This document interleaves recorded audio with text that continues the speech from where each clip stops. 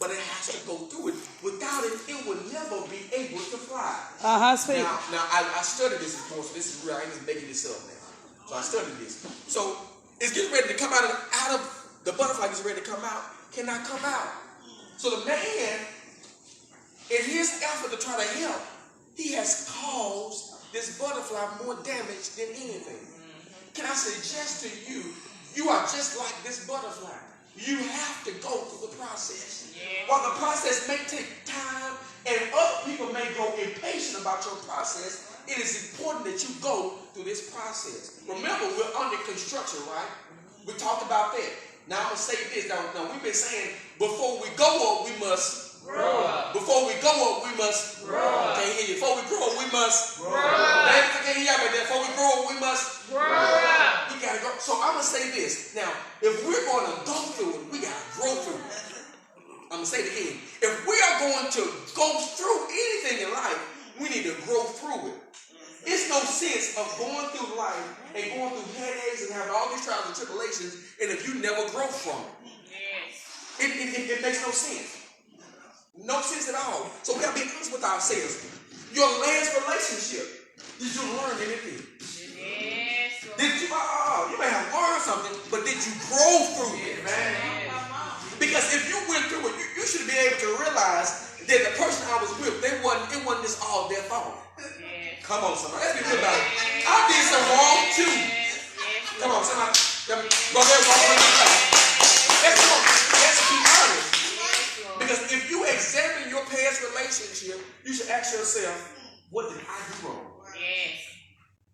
Not just what they did wrong, but God, what is it about me? What area do I need to work on? See, the problem is that we are so concerned about what somebody else is doing down the street. Amen. Come on. Our own soul salvation will be in church.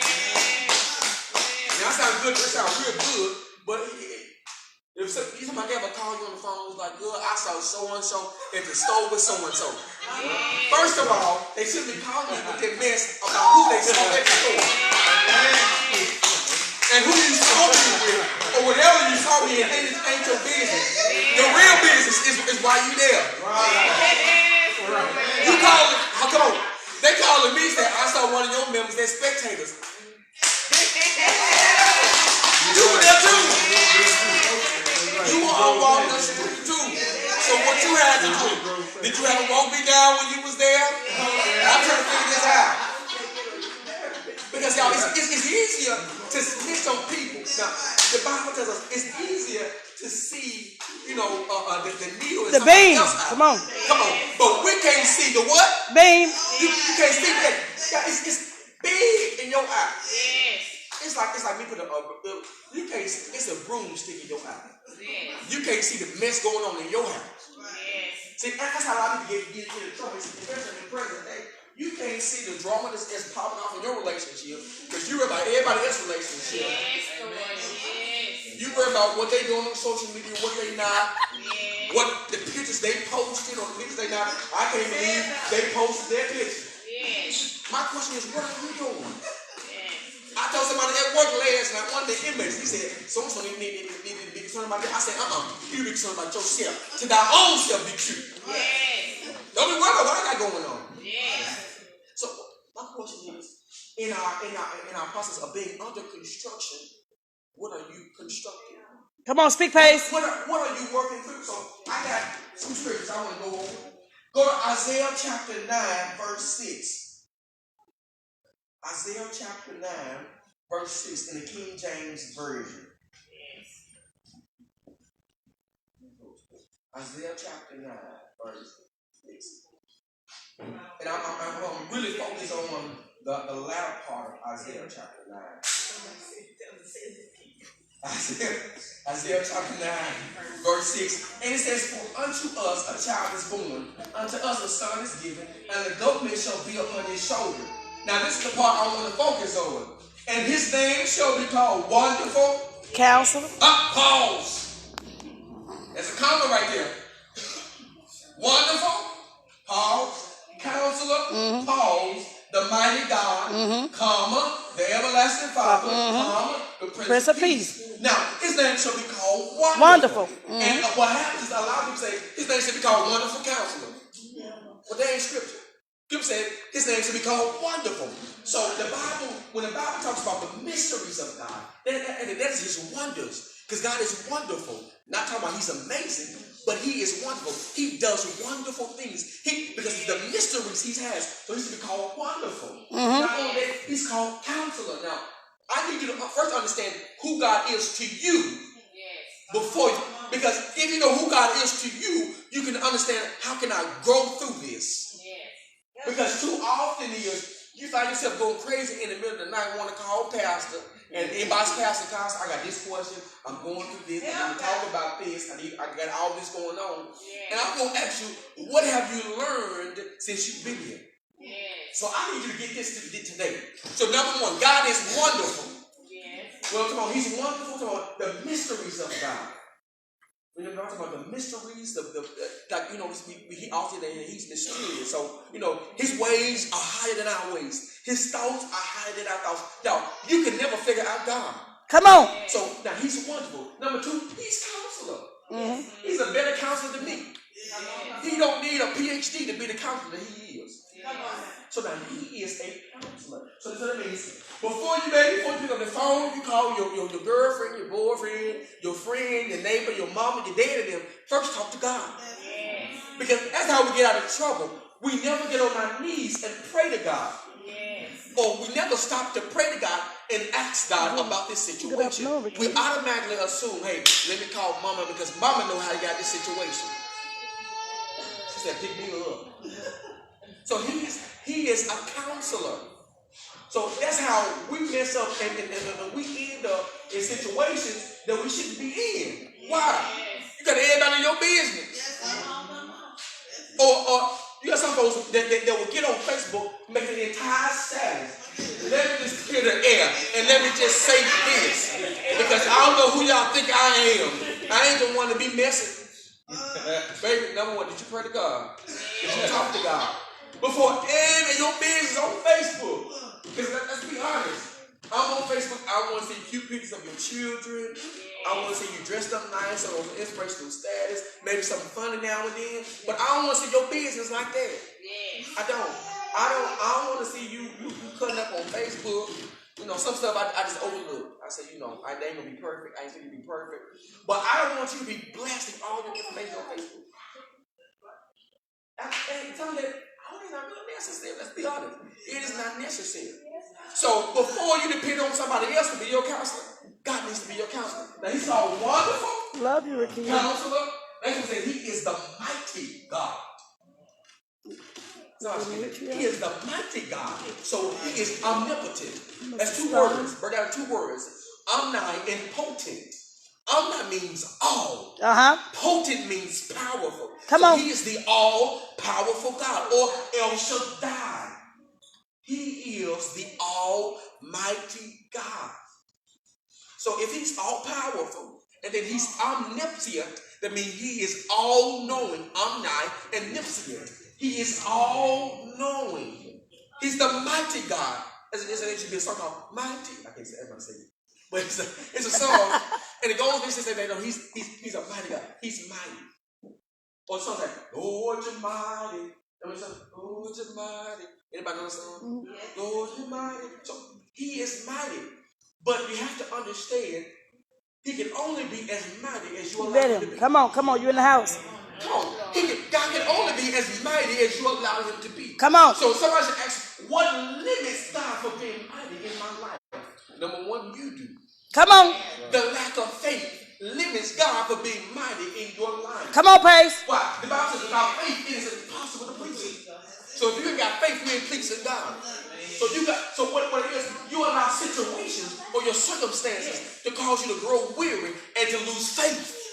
That's what happens. But we can never forget that according to Scripture, he is. First, he's wonderful. Second, he is the counselor. Number two, he is the mighty God. So if he's the all-powerful one, he's all big, he's all-knowing, that means he knows about my situations. He knows about, baby, he knows about your finances. He knows about the heartache. He knows about your pain. He knows about your ailments in your body. He knows about it all. But first, he wants you to give it to him. Yes. Are you willing to give your issues to God? Yes, Lord. I'll be honest. Are you? Because you can't say, "Hey, I'm willing to give my issues to God." If you're still talking about these issues. If you are still complaining, "Lord, my back hurt. Lord, I can't see, sir. Oh, Jesus, what is?" Baby, now you complaining. I looked at last night. You whining. Stop all this whining. Y'all, we don't have time for a pity party in the kingdom of God. Come on, Paige. I'm gonna say it again. We do not have time for a pity party in the kingdom of God. That means war. Come on. A lot of people refer to the church as the hospital. Now, here's the thing with a hospital. You come in sick, you leave out well. You're supposed to. But what happens is a lot of people never leave out of ICU. I'm going to say it again. A lot of people never leave out of ICU. You've been in church 20 years, you're still in ICU. You still complaining about the same thing that you complained when you joined the church. Oh, he broke my heart. Baby, that was 2 years ago. You should be over there by now. Oh, he cheated on me. Baby, it happens. Let's move on. Come on now. I know it's easier said than done, but baby, if you are going to go through something and we go through it, you need to learn from it so you can grow from it. Why? Because God got better for you. Come on. He got better for you. He got bigger for you. So we can't allow situations to hold us in a place in a spiritual coma. Come on. Yeah, literally people are in spiritual comas. Don't know what's going on. It's there. You got people who come to us on a regular basis. They are just there. They're not learning. They're not growing. They're not progressing. They're on life support. They're on the breathing machine. Literally just holding them on. So when they come to church, they get one puff of breath. But the thing about it is, they go back outside into the world where it's toxic again. And here's the big issue is that a lot of people don't have a prayer life to sustain them. I'm going to say it again. A lot of people do not have a prayer life to sustain you once you leave out the church. Because in the only time you pray when you come into the church, that's our biggest problem. What is going to sustain you during this process? Think about the butterfly. If we let you out too soon, if you are released too soon, you won't be able to be your full self. That butterfly was never able to fly. Why? Because he was removed from his cocoon too early. That's the reality. Is that you have to remove yourself from a place or a situation that God never told you to be. I'm talking to people that ain't been in church in a while. God is telling you to be back in the house. But because you've allowed offense to take place, because you've allowed the issues of the world to take place, it's keeping you from God. It's keeping you from the place that God desired for you to be in. The sanctuary, come on. Come on. You're supposed to be in the house. You're supposed to be in the house. And that's the biggest problem. So if you are released out there too soon, and many people, well, God told me to start a church. You better read the Bible as it is now. Come on. I'm just going to put it out there. Now, I ain't talking about nobody in here, because nobody came in and told me that. But I'm just putting that in reality. Is that there is a process that we must go through. Why? You got to grow up before you grow up. Come on. If we're going to go up in Christ, God wants us to go to my ladder over there. And we want a new higher heights in Christ. Come on now. We need to be able to grow through things. Grow through our situations. Go through our issues. Now, if you go over to Genesis chapter 22, and I'm going to say, hey, did y'all read Mark chapter 5? Get quiet in here. Did y'all do your homework? No. I'm going to be a Bible study Tuesday. All right now.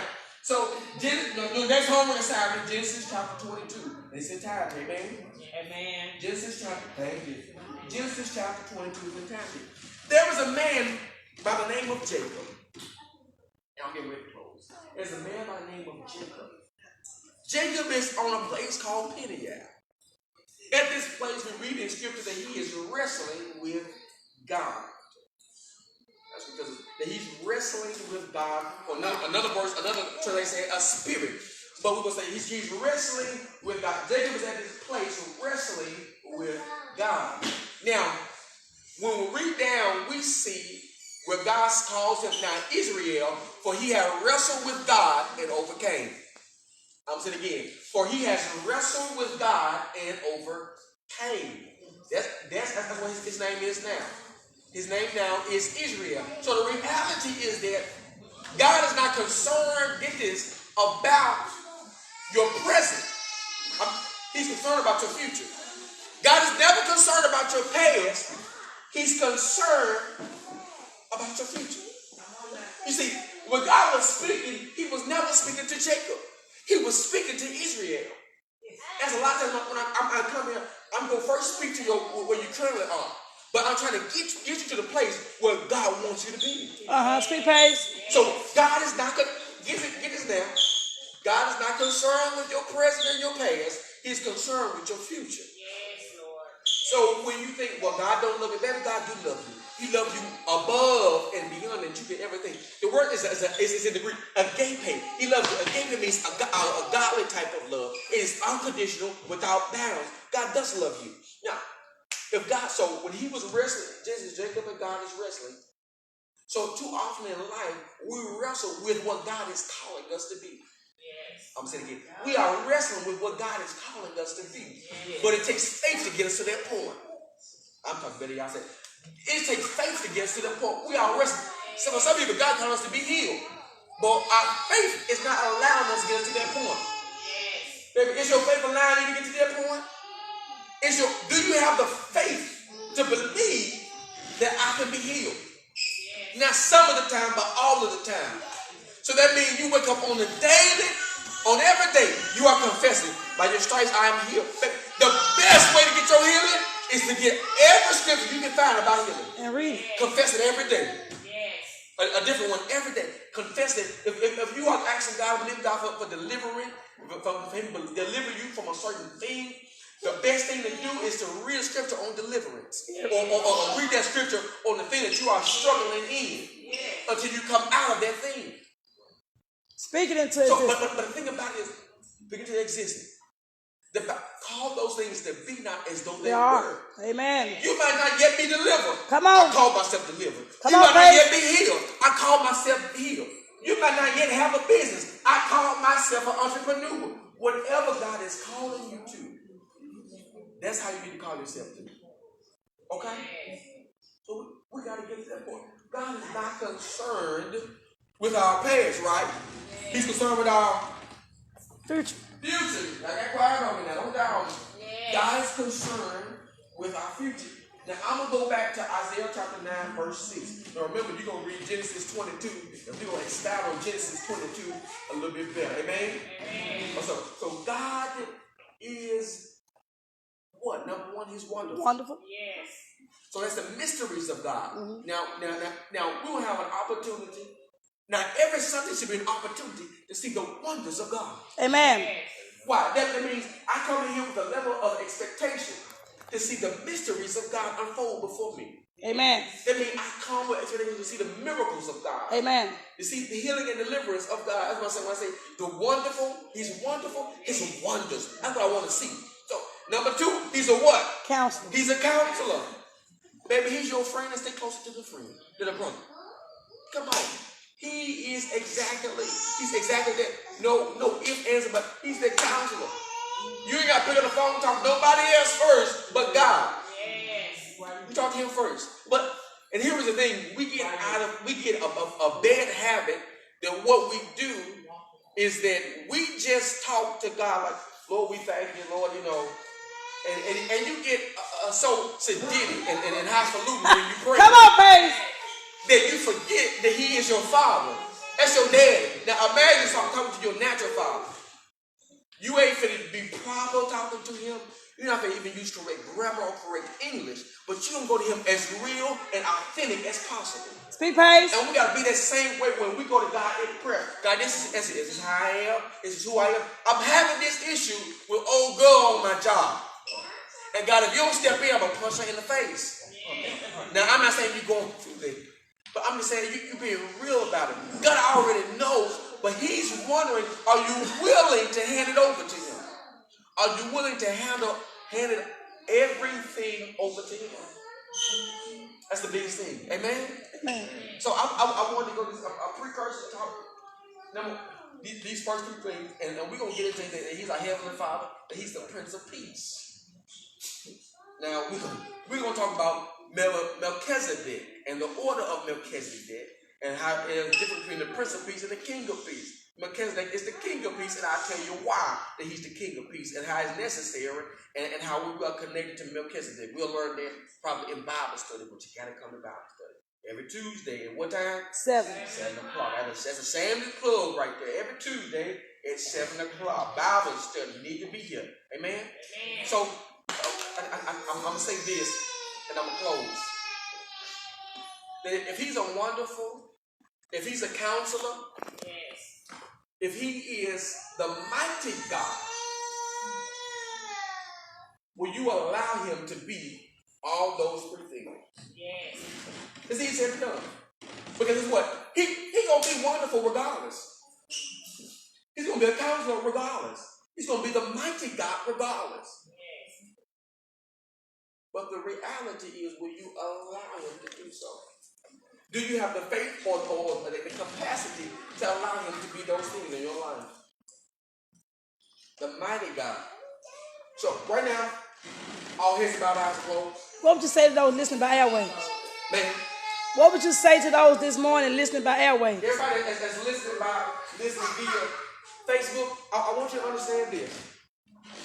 That as you are going through life and trials and tribulations, life is a process. You must go through it.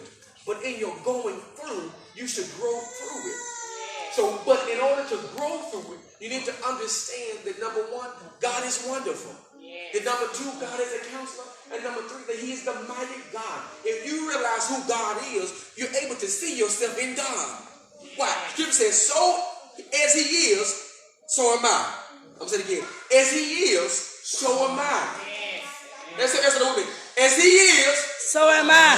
as he is, So am I. as he is, So am I. so when you seek me, you seek God. Now, I'm not calling myself God. I'm just saying that I embody the nature of God. The nature of God is in me. The DNA of God is in me. It dwells on not only me, but you as well. So as he is, so am I. And so I got a life of God in me. I got his life, his love, and his authority. And so, come on. I got the life of God in me. You got the life of God in you. You got his life, got his love, and his authority. If God is wonderful, you got the mysteries. If God is a counselor, he's giving you the ability to be a counselor as well. And not only that, if he's the mighty God, then he's calling you to be a king or a queen. Well, you got to understand that all of this is about winning, building the kingdom, a new culture. Understanding who you are in the kingdom of God. Now, if I'm going through any trial and tribulation, baby, I'm going to go to what I know. Research tells us that people go back to the last thing that they remember. And I want you to remember this, that when you go through your situations, that if he's the mighty God, there's nothing that's on the inside of me that can be stopped. You cannot be moved. Well, come on. I said last Sunday that I'm not moved by what I see. I'm only moved by the word of God. Amen? Amen. Everybody say amen again. Amen. Only moved by the word of God. He's a mighty God. He's the all-powerful. He's all-knowing. He's all-seeing God. And there is none like him. Amen? Amen. Amen. Amen. Here's about eyes closed. Amen. Did y'all see the sound of my voice? I want you to understand that you've been given opportunity after opportunity. But faith is important. Without faith, it is impossible to please God. Amen. So I want you to be honest with yourself. Have you struggled in the area of faith? And the great thing about it is that you have an opportunity soon. I'm going to do a deep study on faith. There's a word in the Greek, diakronino, and it means doubt. Doubt causes us not to believe and have faith in God. But can you honestly say that I have faith in God? Having faith in God is simple two things. I believe that God is God, and I believe that what God says and will do, he will fulfill.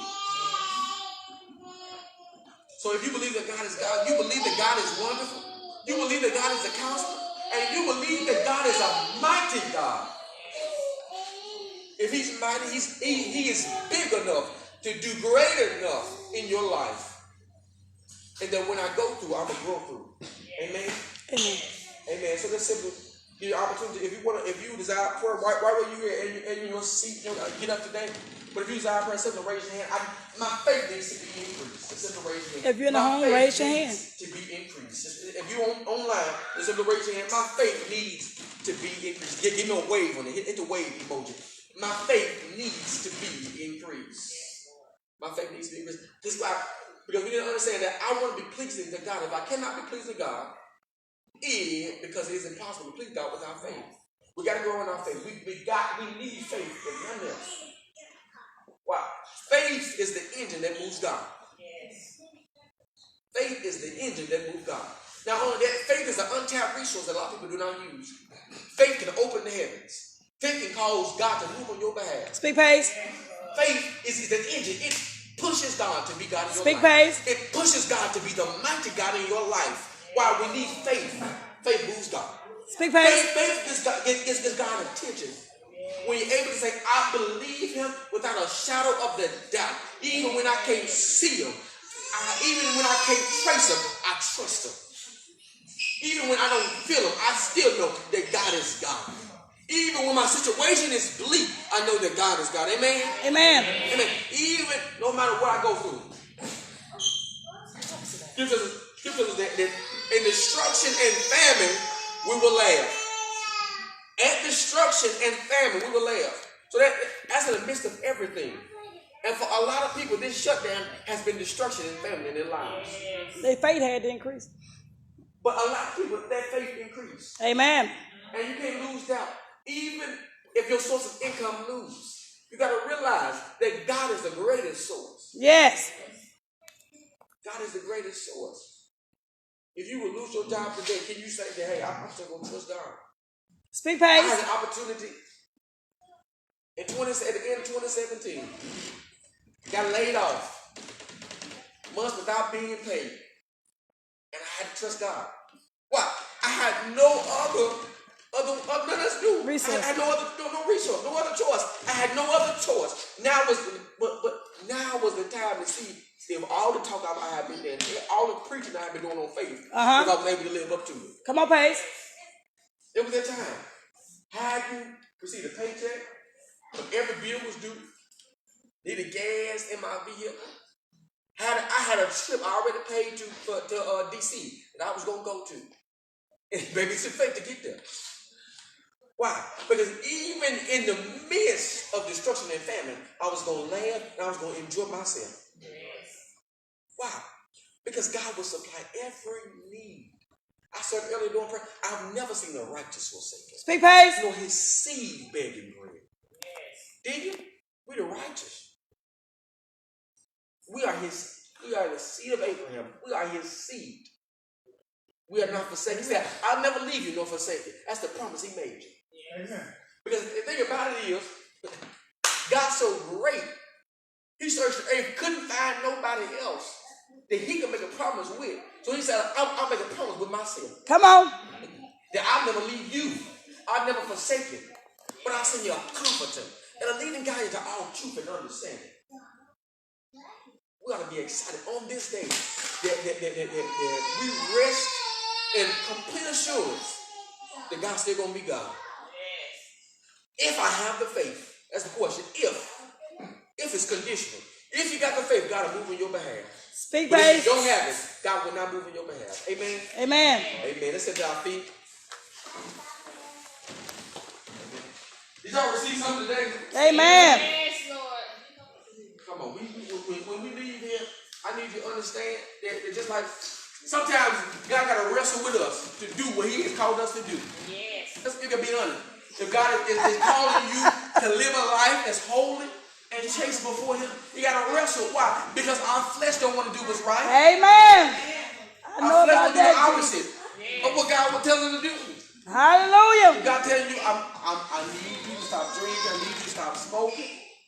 You enjoy doing them things. If Amen. you didn't, you wouldn't do it. Amen. If God tells you, I need you to slow down on the shopping. Jesus, Can help you us, do Lord. it? Yes. Let's be honest with ourselves. like Jacob, God is wrestling. The reason he's wrestling with you, Deacon, is because he sees your future. The reason he's wrestling with you is because he knows what you're going to be. It's because he knows it's brighter. And Satan wants to steal, kill, and stop you. He wants to destroy you. Why? Satan too sees your future as well. And I'll put every distraction in your way to stop you from being what God has called you to be. Speak, babe. I'll put a distraction in the church that will cause you from missing out on the word. Why? Because I don't want you to receive what I have. That's what Satan playing. To steal, kill, and destroy. He wants to stop you from having faith. Why? Because he understands, baby, if you have faith, God gonna move on your behalf. If you have faith, then he has no entry point to come in your life. Yo, we gotta build ourselves up on the most holiest of faith. Hallelujah. That's the word right there. Amen. Glory. Amen. So y'all, for the next few months, we're gonna continue to dive in and go into. And you may not shout, holler, and run around and scream. But we're going to be taught why? Because we got to grow up. Yes. We can no longer be like babes in Christ. Yes. Tossed to and fro. I expect my babies to act like babies. Yes. But I expect those who have been in Christ long enough to act like at least teens. Come on. I don't know about you. I don't want no chicken. I'm tired of eating chicken. I need some steak, some filet mignon, some mashed potatoes, some asparagus. I refuse to continue like milk. As a baby drink milk. I refuse to continue to be drinking milk. I ain't giving you milk, but I can only give you what you're ready to digest. So we all got to move and grow up together. Why? God wants us to go to a new level in Him, a new dimension in Him. But we can only go if our faith is in the place that it needs to be. God wants your household to go to a new level. So when you leave here, you ought to just pray over your house. That I think my house is blessed. Come on, praise. My doorpost is blessed. And I'm going to tell you now because open your purses up so my purse is blessed. My wallet is blessed. So I want everybody. We're still in the season of first fruit, right? Man, January, February, March. January, February, March. Where is it? I'm looking for something. I want everybody to go to the dollar store or the Dollar Tree. Get a thing of oil. Get oil, okay? Oil. Put your name on. Olive oil, I'm sorry. Not just any oil. 100%. 100% olive oil. Pure olive oil. Don't get no castor oil. Don't get no lard. Don't get no vegetable oil. Get that pure 100% olive oil. Amen? Amen. Everybody. And we're going to pray and we're going to bless your oil. Amen? So now as soon as you can, go ahead and go to the store and grab that. And you're going to leave it on the altar. Put your name on the bottom. Amen. If your name on the bottom, you have to put in your bottom, okay? So we are still in that season. So when you get there, I want you to put oil on your vehicle. Put it on your house. Every day when your children leave the house. Put it on them. Put it on them. You bless them every time they leave, when they leave out of your presence. Lord, continue to watch over them. Keep them from danger seen and unseen. Keep them from the devourer. Yes. Keep them pure. Y'all, we got so much going on in this world, in this earth today. That's how I think about God. Keep our children pure. Keep them whole, God. Keep them innocent. So pray over our children. Continue to give them joy. If they give us joy and peace. Even when you're tired, they still smile. They keep going. Like energizing bunnies. Amen? Amen. Let's stand to our feet. Thank you, Jesus. Those of you listening by airways can bring your greetings from the Real Worship Center right here in Greenville, Mississippi, 1042 Highway 1 North. Feel free to bring your oil and put it on the table, put your name on it. We will bless it and give it back to you. God bless each of you. Thank you for tuning in. Please share. Amen. We'll start with our oil, and I would encourage you to bring a case of water for your family as well. Amen. Amen. Because we are believing God for the unusual divine activity. So amen. We believe in God for healing this year. Amen. Come on, somebody. We believe in God for doing. I'm so crazy. Get that oil, spray over your money. Amen. When you get paid, you get that check or direct deposit. When you get ready to pay your rent, pay over. Electricity bill, pray over it. Gas bill, pray over it. Water bill, pray over it. Pray over everything. Credit cards, pray over it. Thank you, kind Holy Spirit. Supernatural. What I want you to do, if you got old debt, if you got student loans, anybody got some old student loans? Got old student loans? Any debt that's extremely high debt up here, I want you to bring a copy of it. We're gonna bring it to the altar. We're gonna do this the last Sunday in February. Get every opportunity to do it. Amen. Less than February, bring your own. February 24th. February 24th. February 24th, I want you to bring that. Because we are believing God to clear debt this year. Yes. He can do it. He's able to do it. We believe God. He will clear debt. He'll begin to watch it away. So we'll be there. If you got a mortgage, copy your mortgage or your rent, whatever you need something to do, we're gonna put it up here. IRS, hospital bills, anything. Whatever it is. Amen.